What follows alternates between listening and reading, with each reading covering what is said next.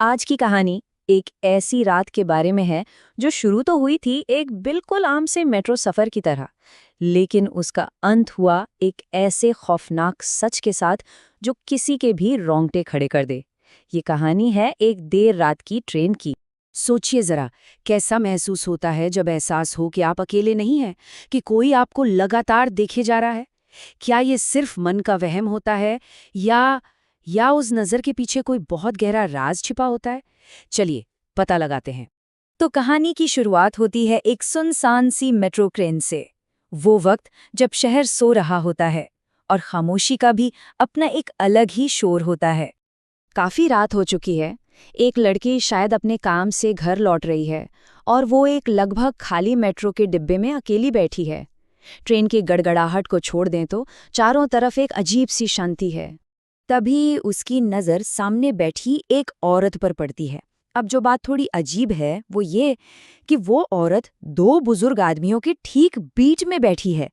खैर, पहली नज़र में तो सब कुछ नॉर्मल ही लगता है, लेकिन फिर कुछ ऐसा होता है जो उस लड़की के मन में एक बेचैनी सी पैदा कर देता है। एक अजीब और लगातार घूरती हुई नज़र। लड़की को ये एहसास होता है कि सामने बैठी वो औरत सिर्फ और सिर्फ उसी को देख रही है, बिना पलके झपकाए। ये कोई आम नज़र नहीं थी, जानते हैं। ये एक ऐसी घूर थी जो अंदर तक चुभ जाए। जाहिर सी बात है, लड़की एकदम घबरा जाती है। वो असहज होकर अपना फोन देखने लगती है, कभी खिड़की के बाहर, मतलब कुछ भी, बस उस घूरती हुई नज़र से बचने की कोशिश करती है। पर कुछ भी नहीं बदलता। लड़की जब भी थोड़ी हिम्मत करके वापस उस तरफ देखती है, वो औरत ठीक वैसे ही उसे घूर रही होती है। एक पल के लिए भी उसकी नज़र नहीं हटती।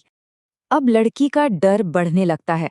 वो बार बार नजरें हटाती है, पर उस औरत की नज़र वहीं की वहीं जमी हुई है। और सबसे खौफनाक बात, उसके साथ बैठे वो दोनों आदमी, वो ऐसे बैठे हैं जैसे कुछ हो ही नहीं रहा हो, बिल्कुल बेफिक्र।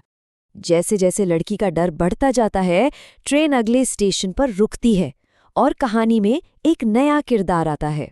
लड़की के दिल में शायद एक छोटी सी उम्मीद जगती है। क्या कोई उसकी मदद करेगा? क्या ये नया आने वाला इंसान इस अजीब से माहौल को समझेगा? दरवाजे खुलते हैं और एक लंबा सा आदमी डिब्बे में चढ़ता है। और देखिए, किस्मत से वो आकर सीधा उस लड़की के बगल वाली सीट पर बैठ जाता है। लेकिन यहाँ कहानी और भी ज्यादा डरावनी हो जाती है। वो औरत नए आए आदमी पर जरा भी ध्यान नहीं देती। उसकी नजरें अब भी सिर्फ और सिर्फ उस लड़की पर टिकी हैं। अब तो ये घूरना और भी ज्यादा पर्सनल और डरावना लगने लगता है।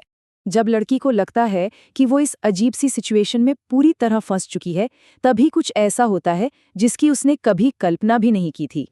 ट्रेन की रफ्तार धीमी होती है और वो अगले स्टेशन में दाखिल होने लगती है।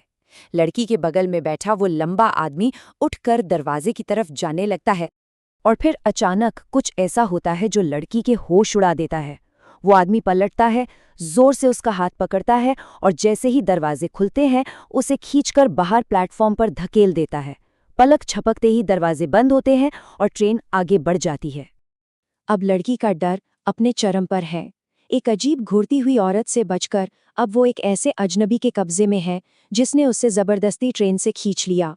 वो मदद के लिए जोर जोर से चिल्लाने लगती है, लेकिन जो सच सामने आने वाला था वो किसी के भी होश उड़ाने के लिए काफी था। ये बचाव का एक ऐसा तरीका था जिसके बारे में कोई सोच भी नहीं सकता था। लड़की चिल्ला रही थी और उस आदमी ने बड़ी शांति से उसकी तरफ देखकर कहा, शांत हो जाओ, मैंने तुम्हारी जान बचाई है, तुम्हें डराना मेरा मकसद नहीं था। ये शब्द सुनकर तो जैसे लड़की के पैरों तले जमीन ही खिसक गई। जान बचाई, इसका क्या मतलब था भला? उस आदमी ने फिर उस घूरने वाली औरत के बारे में बताना शुरू किया। वो औरत जो पूरे रास्ते उस लड़की को इतना असहज कर रही थी। वो औरत जिंदा नहीं थी, वो मर चुकी थी। उसकी आंखें शायद खुली रह गई थीं और इसीलिए ऐसा लग रहा था कि वो उसे घूर रही है। और जो दो आदमी उसके अगल बगल बैठे थे, वो कोई आम यात्री नहीं थे। वो असल में उसकी लाश को इस तरह से सहारा देकर बिठाए हुए थे ताकि किसी को जरा भी शक ना हो। तो सवाल ये उठता है कि असली खतरा कौन था, वो घूरती हुई लाश या वो दो आदमी जो उसे ऐसे ले जा रहे थे जैसे वो कोई सामान हो। ये कहानी एक डरावनी याद दिलाती है कि कई बार सबसे बड़ा खतरा वो नहीं होता जिसे हम देख रहे होते हैं, बल्कि वो होता है जो हमारी नज़रों से छिपा होता है।